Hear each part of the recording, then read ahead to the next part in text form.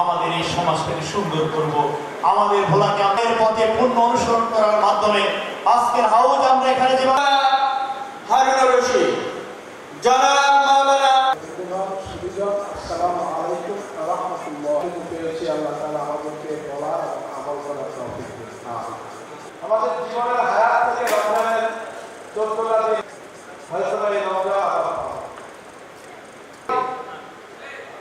দ্বিতীয়বার তৃতীয়বার আপনি যেমন বলেন রাশি কেন বললেন প্রায় 5.5 বছর রোজা রেখেছে।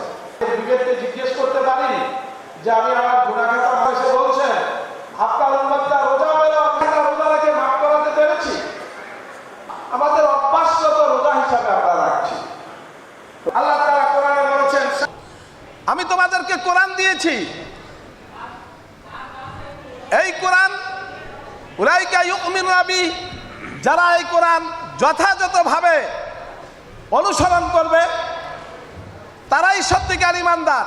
ইয়াতলুনাহু হাক্কা তিলাওয়াতি, কোরআন পড়বেন কোরআনের হক আদায় করে। এবং আমাইয়াকফুরু বি, যারা এই কোরআনকে হক আদায় করে পড়বে না, ফাউলাইকা হুমুল খাসিরুন, তারা সবাই ক্ষতিগ্রস্ত।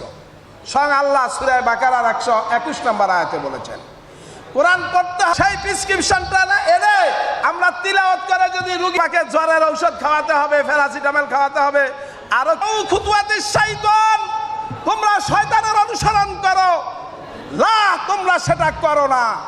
কে বলেছেন?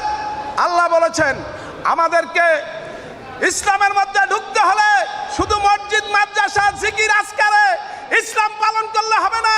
আমার প্রত্যেকটা কর্মস্থল, ব্যবসা বাণিজ্য, ব্যাংক, বিমা, অফিস আদালত, সেখানেও ইসলাম নিয়ে যেতে হবে। ওই অফিস আদালতকে ঘুষ, দুর্নীতি, এরপরে মাফে কম মালে ভেজাল এবং সুদ ঘুষ, এই দুর্নীতি থেকে সমাজকে মুক্ত করতে হবে। এই কোরআন